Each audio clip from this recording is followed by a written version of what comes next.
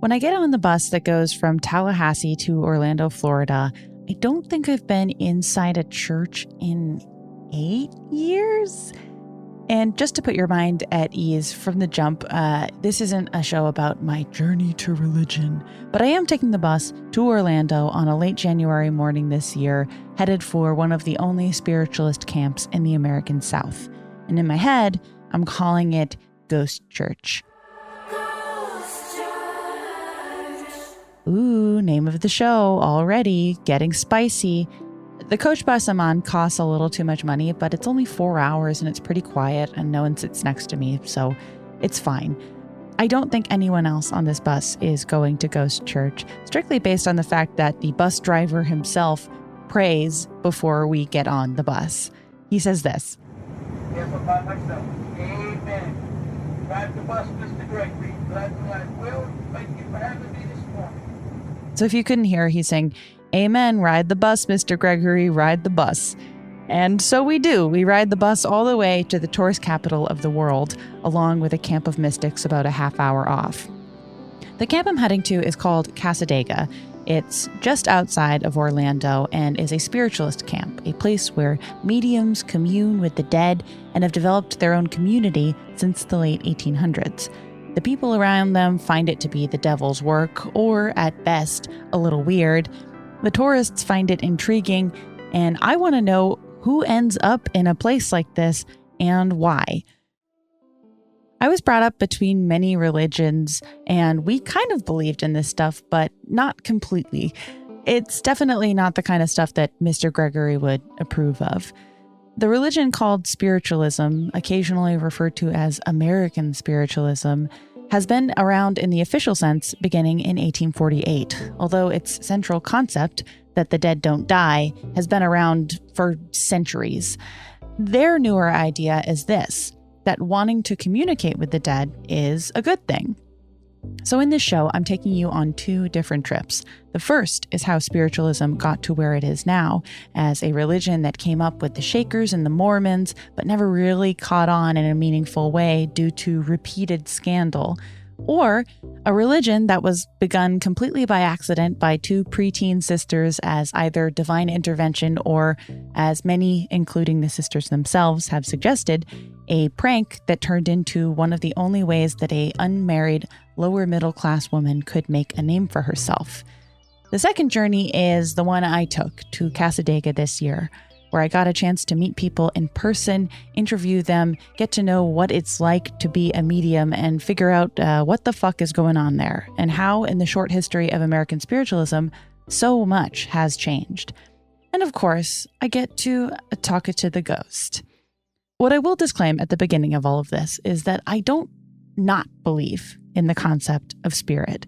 It's called spirit in the West, or chi or sakti in the East. I'm open to it.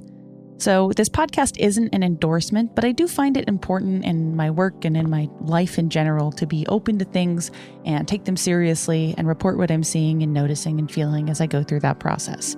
So there's a lot of shit I don't like about spiritualism, but there's a lot of shit that I do, and most of it I want to just present to you to draw your own conclusions. I don't particularly care what you believe, and I won't force or harp anything that I believe on you or don't. This is a show about an endangered American religion, how it came to exist, who's drawn to it, and whether there's really any chance it'll stick around. If you don't like it, you can take it up with the ghosts. Oh no, do I believe in ghosts? Shh, the show is starting!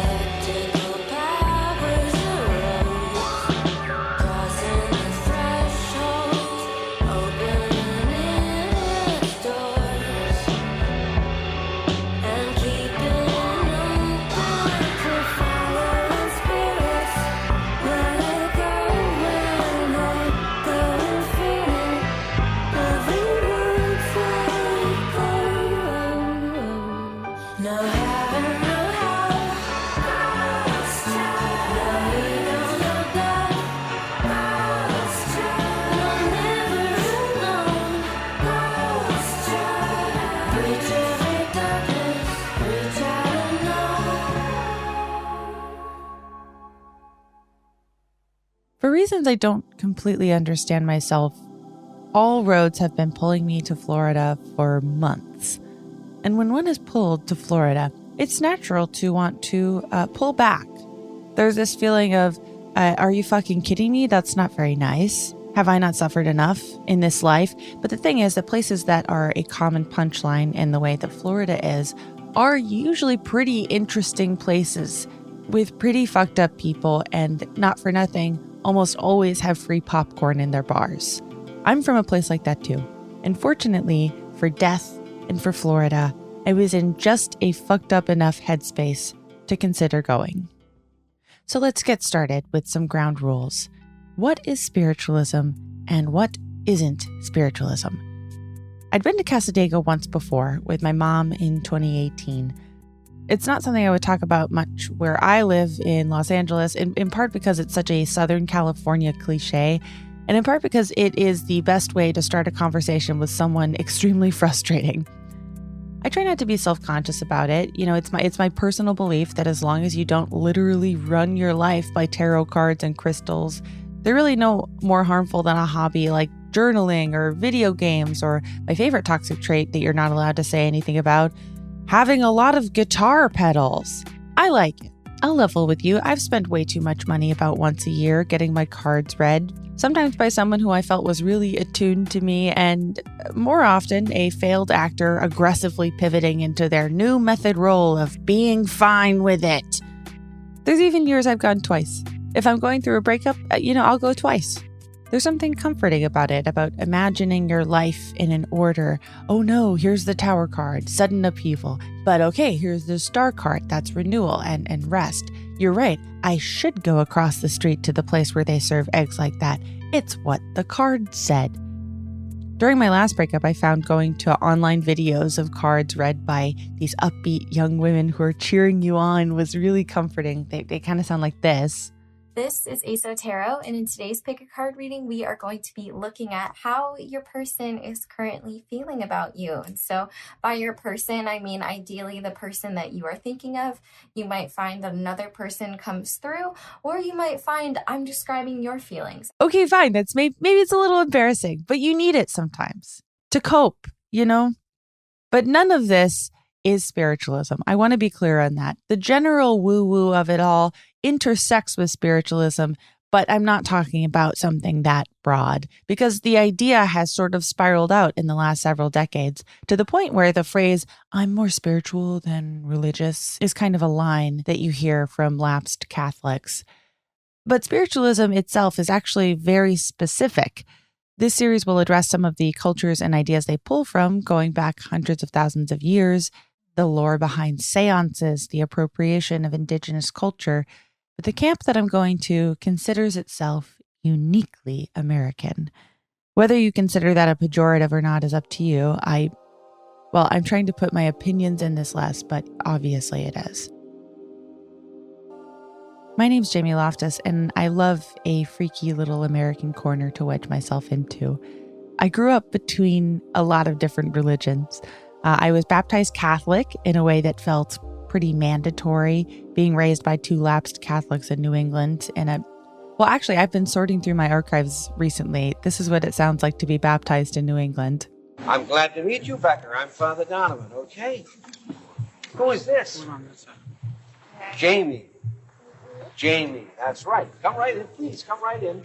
Reach out and touch her with your right hand. Parents. All right. And this is Jamie Bethany. Jamie Bethany, I baptize you in the name of the Father and of the Son and of the Holy Spirit. But by the time I was forming sentient memories, we had already switched. My dad left the church in the weekly sense when his dad passed away, or transitioned to spirit in the terms of spiritualism of ghost church. So my mom and I sort of hopscotched over to a Protestant congregational church that my cousins went to. And I liked it there. It was one of the only churches in town where queer people were welcome, where there was a gay priest. It was fun. Everyone was nice. I asked my mom if she liked our church more than the one she grew up in once, and she sort of sighed and was like, At least they have the lights on here, Jesus Christ, which I think is the second most 2000s era scathing takedown of the Catholic Church in Massachusetts, second only to Spotlight.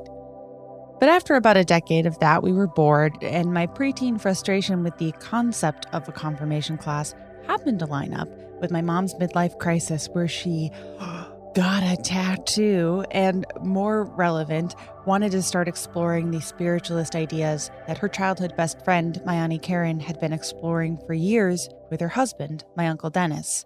I loved my auntie and uncle. They had a house with a backyard that just kind of smelled really good, and they had tarot cards and runes and this huge cabinet that was carved to look like a wizard, and these ideas were just so different from anything that I'd ever heard about religion or faith. And so once a year for my birthday, I would get to go see my Uncle Dennis and get a reading. Sometimes he'd use runes, sometimes he'd use cards, and I would sit quietly like you do with relatives you only see once a year, and I would just listen to what each card meant and what that had to do with what the fifth grade was going to be like. One time we went to a pagan church that they recommended that was outside. There were these rituals that were led by women who talked to trees, and maybe it was the harsh way that your eyes have to kind of adjust from a completely dark church where God is mad at you to standing outside where the trees are giving you advice about middle school, but it was a little overwhelming and we only went once. And after that, we quit church altogether. But around this time, in the mid-2000s, something was going on in the US. There was this sudden increased interest in the concept called spirit, the idea that we didn't die permanently like atheists thought, but we also didn't go to heaven or hell or were born into sin like the Catholic Church said. The alternative was that after you die, you sort of stay local. You watch the people you cared about in life. You guide the living. There's a possibility that you could even live again, take some time off, and then live again and again and again. There were suddenly these celebrity psychics, big names like James Van Praagh that had materialized in the late 90s, followed by your TV personalities like Sylvia Browne, and for me, John Edward, and crossing over brought a medium from Long Island, not to be confused with the Long Island medium, into our living room via this guy in a tight sweater and glasses telling women who looked like my mom that the dead aren't dead and that it's not scary. In pop culture, the idea of spirit was kind of all over the place. There were these more benevolent spirits. You know, you've got Devon Sawa showing up to your dance at the end of Casper with this vaguely Christian unfinished business.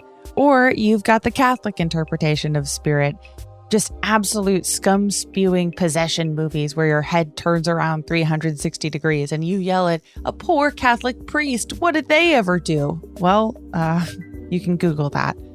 In the religions I grew up around, the dead would be judged and God was pissed off. They tend to view children as being born into sin and compel them to spend their whole lives pulling themselves out of it. But spiritualism takes the opposite tack. According to them, children are born into infinite potential and love, and this potential is only helped or harmed through their own actions in life. So what is Ghost Church? That's what I wanted to learn going into this series.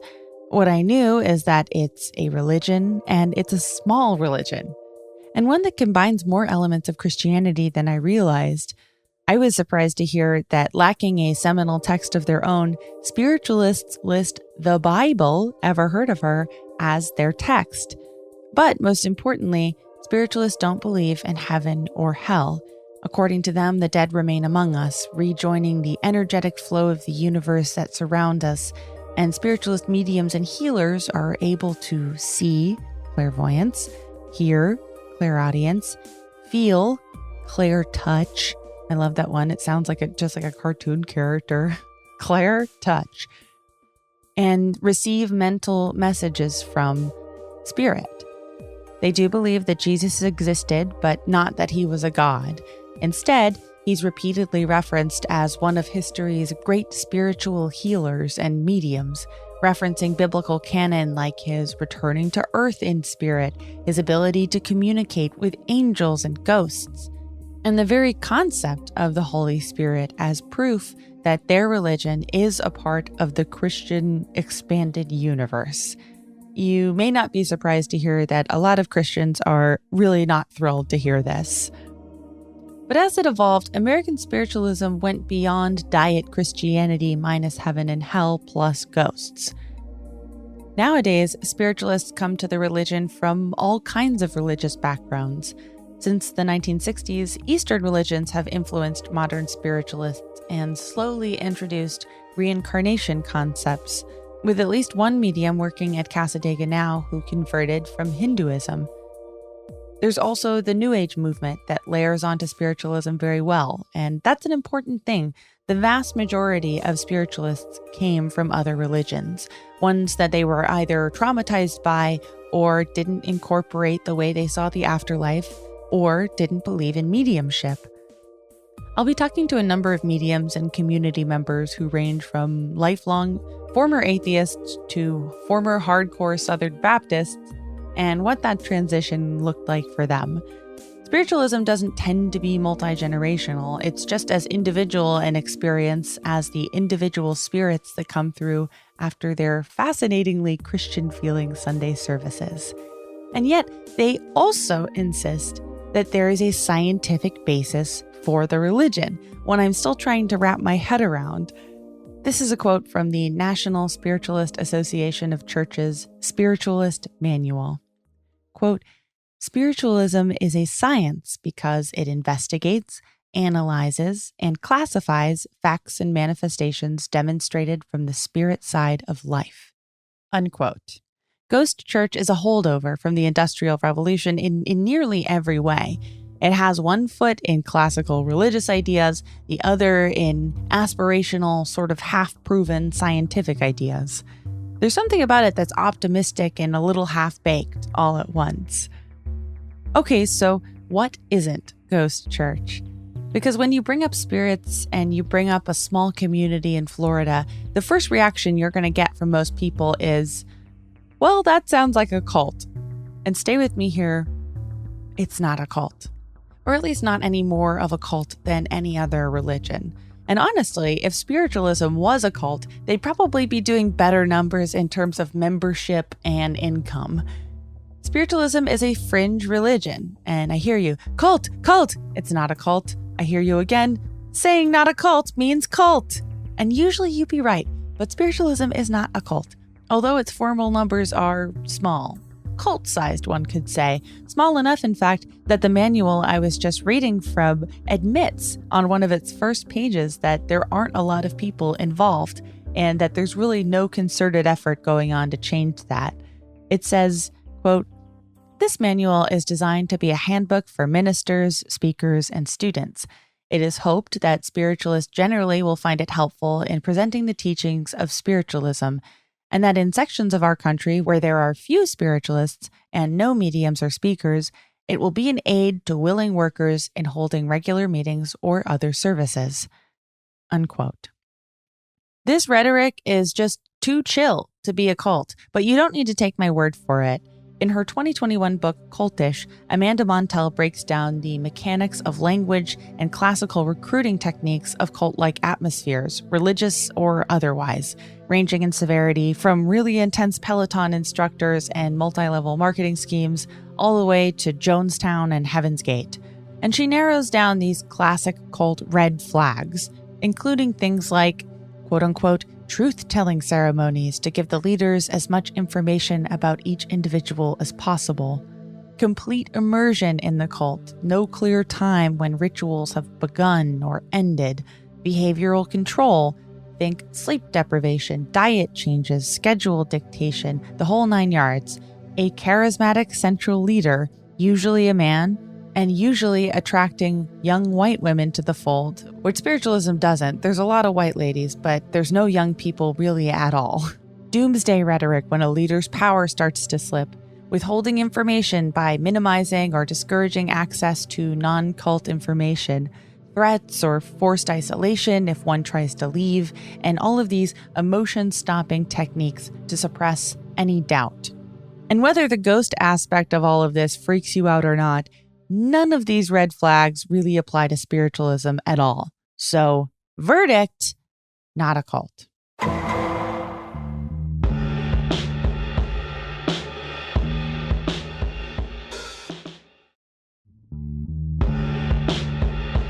There's a world in which I could see them becoming a cult. I mean, after all, we're kind of in this cultural moment where interest in communicating with the dead, with mysticism, with pick-a-card tarot readings on YouTube are at an all-time high.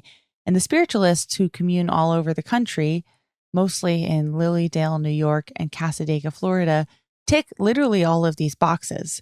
Spiritualism even blends a combination of religions and buzzwords that should mean it's thriving. They borrow Eastern principles like chakras, indigenous ideas like spirit guides, on this bedrock of diet Christianity and a belief in Jesus. Granted, they don't fuse many of these beliefs particularly well, but their batting average isn't any worse than a Gwyneth Paltrow type. But as it is, spiritualism has no interest in being a cult, and they don't really have the runway to make it that way anyways. A lot of the mediums in Cassadaga have day jobs. Most of them live in the community, but regularly leave to see outside family and friends, go shopping, see movies, move about the world as regular people. They don't have much of an alternative. There's no food store in Cassadaga, and the only restaurant there is open 4.5 days out of the week, something that becomes very problematic during my time there. Mediums make their own schedules, and for regular attendees of the Spiritualist temple, the parameters of when they are on and off ritual-wise are pretty clear. They go to weekly services, they go to individual readings, or scheduled classes. Members of the church tend to join and leave the religion pretty often.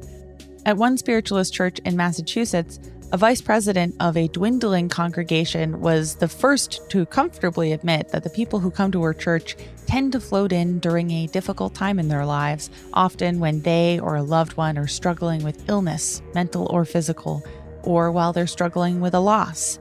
And then they tend to leave, sometimes never heard from by the church again. And so you get kind of the opposite of a cult. You get a religion that appears to be on a very slow decline. Those most involved in spiritualism are the mediums themselves. In Cassadaga, this means taking part in a 3 to 4 year education process that can't be done remotely. It means establishing yourself in the community consistently for at least a year before qualifying to live on campgrounds. It means demonstrating healing or mediumship capabilities in public under supervision. They don't make it easy to have this job, and so the majority of mediums are either local to Florida with some free time after work or around their families, or, as I would soon learn, had left their previous lives to become mediums, a job that here doesn't result much in the way of financial stability or cultural acceptance.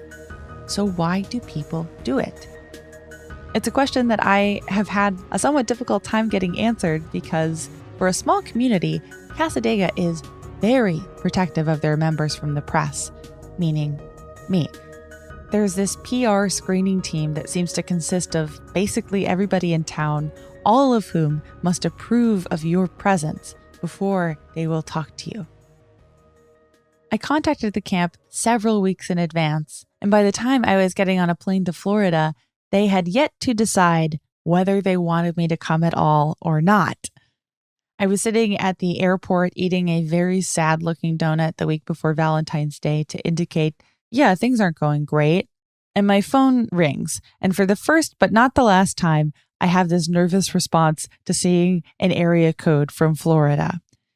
On the other line is Pastor Deb, a woman from Jacksonville, Florida, who serves as, in this order, a pastor in Cassadaga, the head of public relations for the Cassadaga Spiritualist camp, and an IT specialist in Jacksonville who looks after her elderly mother. We've been emailing back and forth for around 2 weeks. Hi, I'm Jamie. I'm going to be visiting the camp in early February. Would it be possible to speak with someone? The answer was somewhat ambiguous. Can I call you? Sure. And so Deb calls me 20 minutes before I get on a plane. She has a thick but kind Southern accent, one that comes from Louisville, Kentucky, where she grew up, not Florida. Mediums in Casadega are kind of like struggling character actors in Los Angeles. Like barely any of them are from there. Most of them moved with a desire to completely turn their lives around, and they all kind of give the area this like weird reputation. Deb is sweet but firm when she gives me the rundown. Getting approval at Casadega is not going to be easy, which is an amazing thing to hear when you're literally about to get on a plane.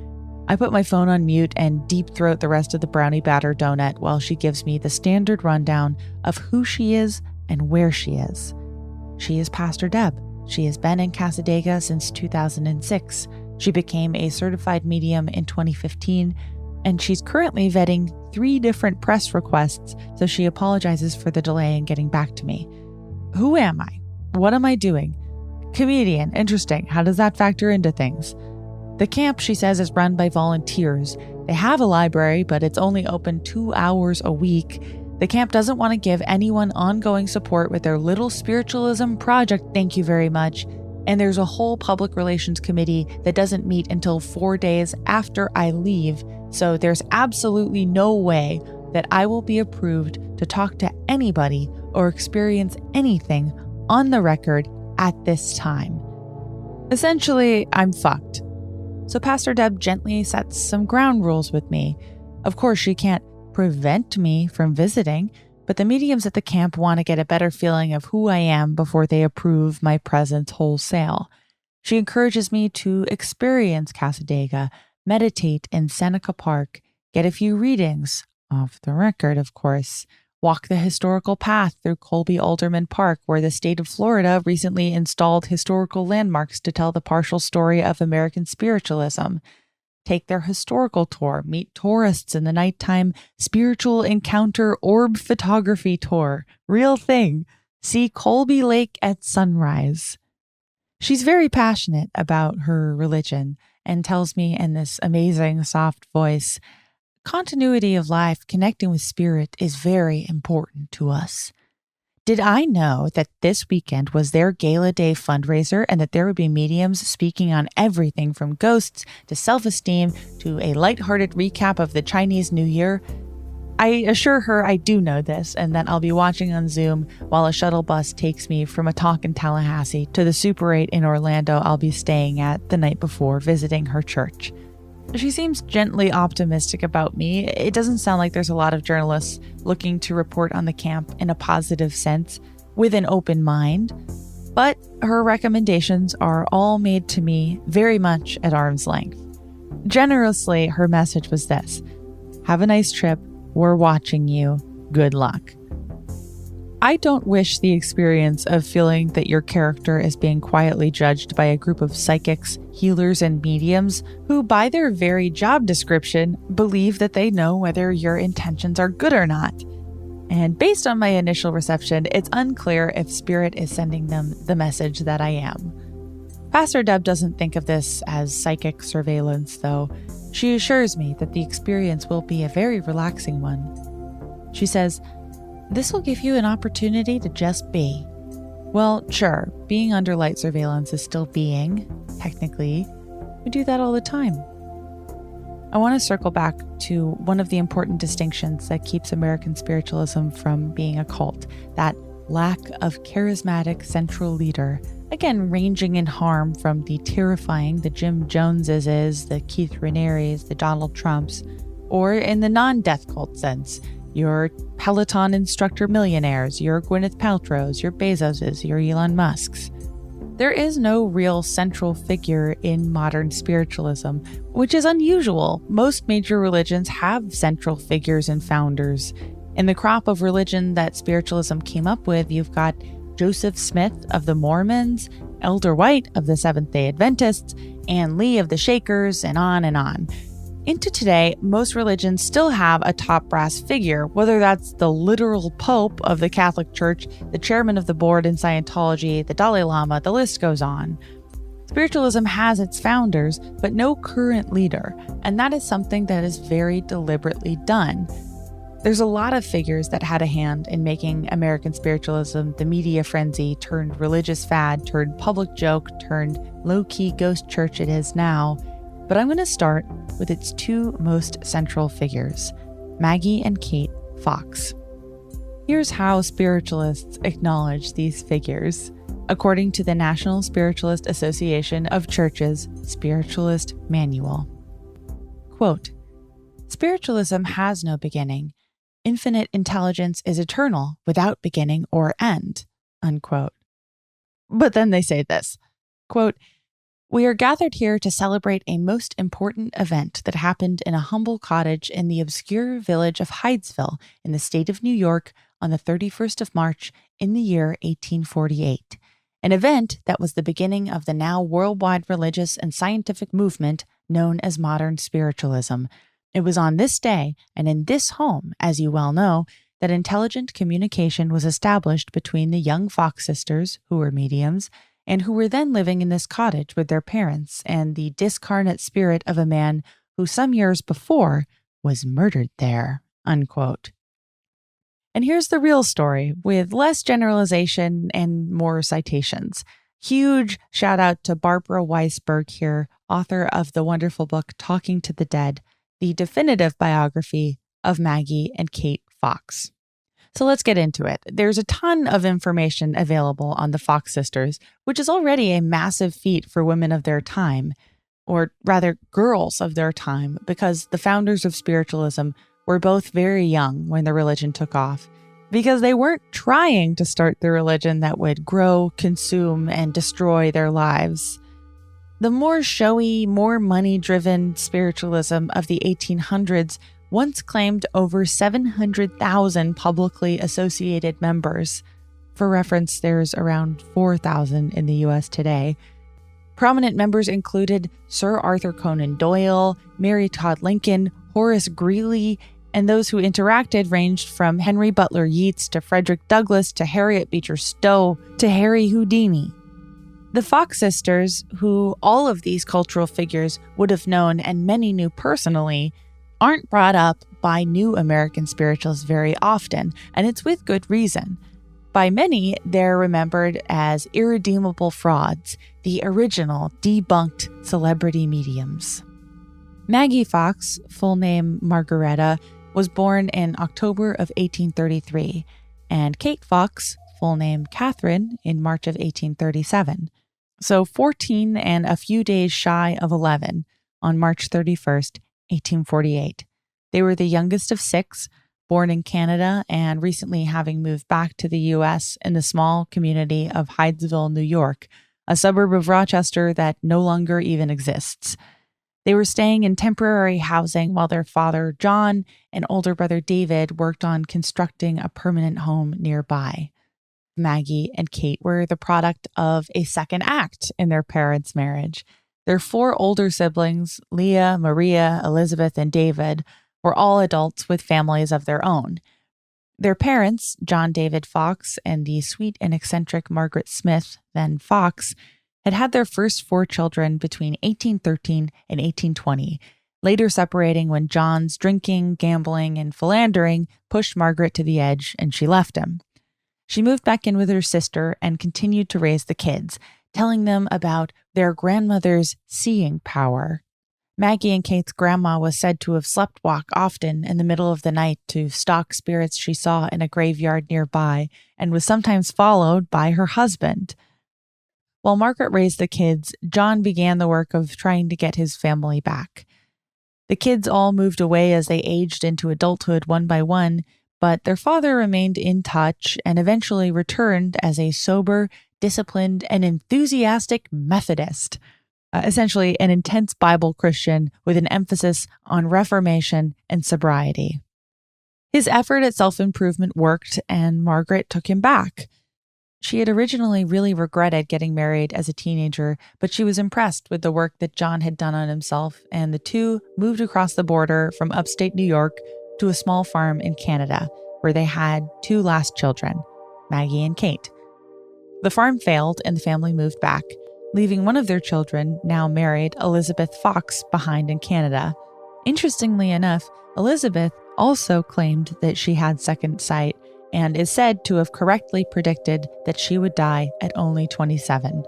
Although in the 1840s, how big of a swing is that really? Anyways, back in New York, The kids were thrilled to be living near their older siblings, their brother David, who had a wife and kids, their sister Maria, who had married a cousin because 1840s, and their oldest sister Leah, a single mom in her mid-30s with a teenage daughter named Lizzie living nearby in Rochester. It's kind of funny how siblings can have the same parents, but also have completely different experiences of them. Leah was over a decade and a half older than Maggie and Kate, and had grown up with a single parent and an absent alcoholic father, while Maggie and Kate had grown up in a stable, sober nuclear unit. But their parents are the same people, just in very different phases of their lives. And this same decade and a half was marked by slow but steady social progress in the historically progressive Rochester area. Leah had gotten married and pregnant at 14, the age Maggie was in 1848. But the interceding years had made it socially acceptable for kids to be kids longer, with more of an emphasis on education and less of an emphasis on getting married young. The Fox family was close and would remain close for a long time, but it was complicated. They were lower middle class. They were able to survive, but really only check to check. And Maggie and Kate had this level of education, stability, curiosity, and confidence that their older siblings just hadn't had access to. So Maggie and Kate are at the house on March 31st, 1848. The weather is bad, the kids are bored, and one night their mom is woken up by the girls crying out that there was a spirit in the room. She believed what her daughter had said about second sight, but she understandably treated her youngest kids with some skepticism. After all, it was the night before April Fool's Day. But the girls wouldn't let up, saying that there was a spirit in the room with them who had been banging on their walls and floorboards in these sharp raps. The raps were disorganized and inconsistent, but scary, and Maggie and Kate said that the spirit had replied to them when asked questions in this Morse code-like way. It didn't take long for Margaret to become convinced that they were telling the truth, and John quickly was too. I always think this part is funny because it's a risk to call your neighbors over so soon after moving to a new town about there being a ghost upstairs. But the Foxes, they're just built different. They don't care. They're going to call you. So they call their neighbor Mary over to get her opinion on whether there is or is not a ghost haunting their teen girls. The neighbors were, to put it kindly, not into it.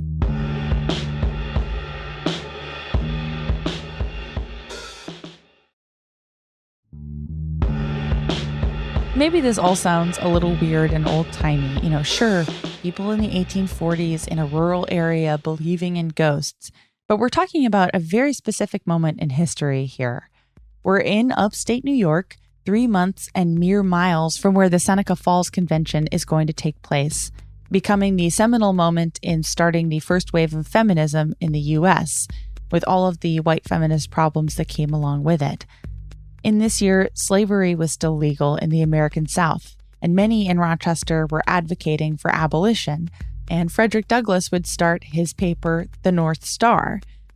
It was a time where science was becoming a more normalized part of life, and inventions like sewing machines and ice cream, and ideas that had less staying power and objective truth behind it, like the skull-measuring eugenics scam that is phrenology, and the concept of electromagnetic fluid, a new theory about how spirit could exist within your own blood and create all of the matter that surrounds you. And at the same time, there was a lot of religious changes going on. New religions like Shakerism, Mormonism, and Christian Science became popular during a second great religious reformation in the U.S. The concept of spirit communication had been in the popular consciousness here and there, particularly through the idea of mesmerism, a concept developed by a man named Anton Mesmer that leaned into the electromagnetic fluid theory and life after death, and was popular enough during the 1840s that it's likely that the Fox sisters would have encountered this idea. It was this dual time of progress and extreme anxiety in the Rochester area. Religious enthusiasts were worried that science would undercut faith, and scientists worried that religion would resist empirical evidence over traditional ideas and values. And spirit communication became this rare opportunity to marry these two. It wasn't quite a religion, and it had the possibility to intrigue the scientific community as they were trying to figure out exactly what was going on in places like the Fox House. So the neighbor Mary comes over and is like, guys, Maggie and Kate are bored, it's a rainy day, and they're fucking with you. But upon getting there, she is genuinely struck by how scared the girls seem when she comes upstairs. Mary humors them and is a little freaked out when she does hear the raps herself. She asks the spirit if it knows how old she is, and it raps out the correct answer, 33 knocks in a row. She later told a local journalist, quote, "By this time, I became much interested," unquote. Redfield invited her husband Charles over to investigate as well and focused on calming the girls, who seemed afraid that the spirit speaking with them wanted to hurt them and thought that they had done something wrong. In a statement that would inform the direction the religion would go in, Mary told the girls that they'd done nothing wrong by speaking with the spirit and that it didn't want to hurt them, a far less scary interpretation than religions that push that children are born into sin and have to pull themselves out of it. Mary later described one of the girls as replying, quote, "We are innocent. How good it is to have a clear conscience," unquote. In the Fox Sisters biography by Barbara Weisberg, the author makes special note of another contributing factor that would have been a motivator for the sisters: the fact that death was a far more common reality of daily life then than it is for modern Americans. Life expectancy hovered somewhere around 40. About half of the children born didn't survive to their first birthday, and illnesses like typhus, malaria, yellow fever, infections, accidents, and on. These were the olden times, honey. People were dropping like flies. And the Industrial Revolution, creating jobs in factories, brought progress and shared ideas and, a bunch of new ways to die very unpleasantly.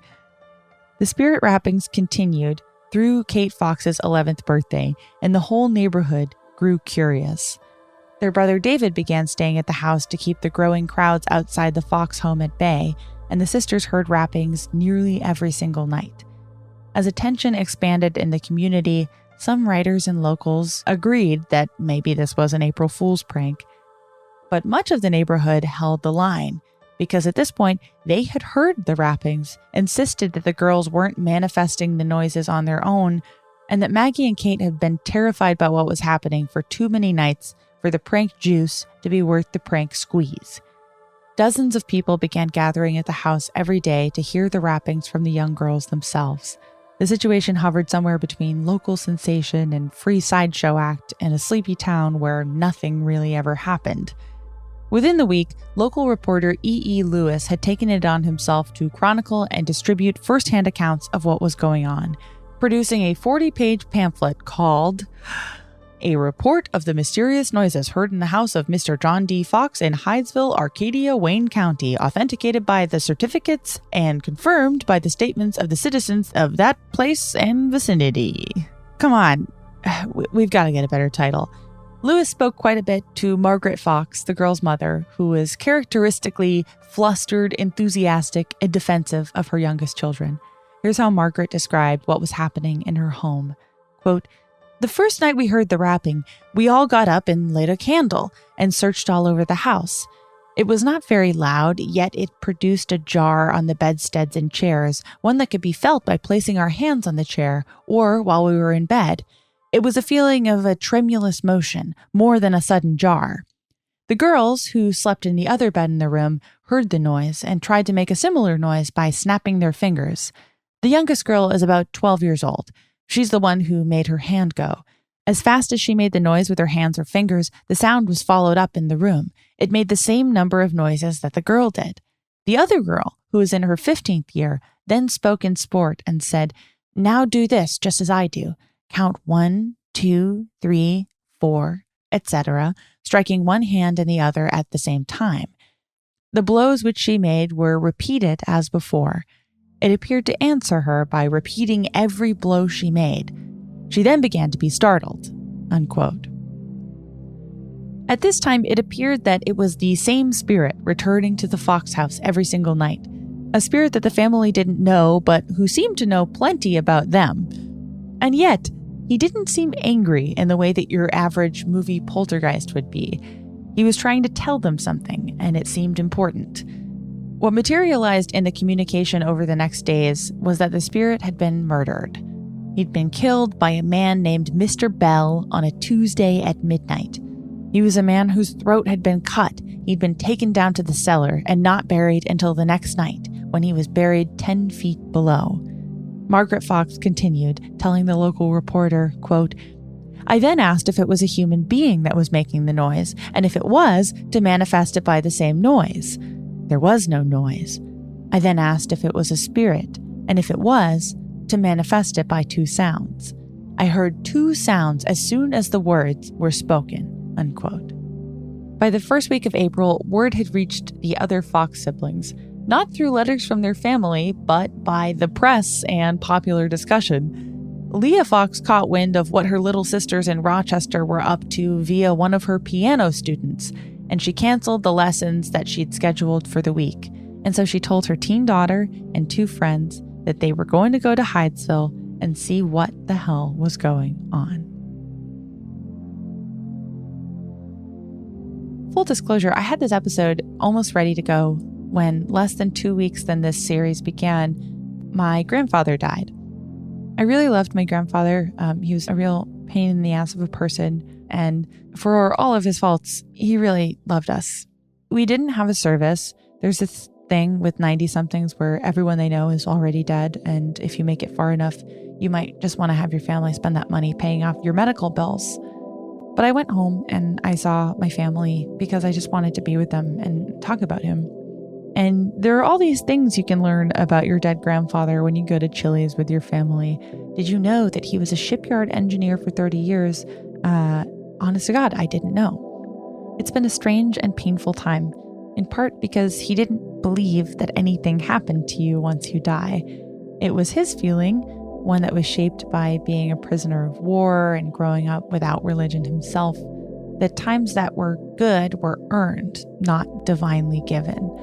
And after the first 3 decades of his life were shaped by poverty and struggle and life in a cage, he didn't think that there was anyone really looking out for us. When he died, that was it, is what my papa thought, and continued to think even after he wasn't in full control of his own thoughts. His younger brother died a few years before he did, and every day he would tell people how much he missed him and that he didn't think that he would see him again when he died. The show has been hard for me to put together because of how things are right now. You know, things are moving really quickly. People are being thrown back into the world without any quality control of who you meet, who you talk to, who you get to be after being lucky enough to have survived the plague for now. I don't know what I believe in most days, but today, when I'm recording this in my bedroom, I can tell you for sure that I really hope that my grandfather was wrong. And that hope is what Ghost Church is built on. And so, to quote a very 2020 phrase, now more than ever, I want to give Ghost Church a chance. This season, we're going to be taking a look at all of it. The rise and fall of the Fox sisters, the scientific movement behind spirit communication, the founding of Cassadaga, rivalries among mediums, the uncanny number of celebrities who became involved in the movement, being whisked away in the night to a Perkins restaurant, and why people are willing to sometimes give up their family, their friends, and their former life to communicate with spirit. I don't know what I believe, but I know that I would like to understand. And so, I will see you next week. Ghost Church is a Cool Zone Media production, created, written, and hosted by me, Jamie Loftus. The show is produced by Sophie Lichterman, edited by Ian Johnson. Our theme song is by Speedy Ortiz, that's Sadie Dupuy, Andy Mohold, Audrey Z. Whitesides, and Joey Dubeck, and music is by Zoe Blade.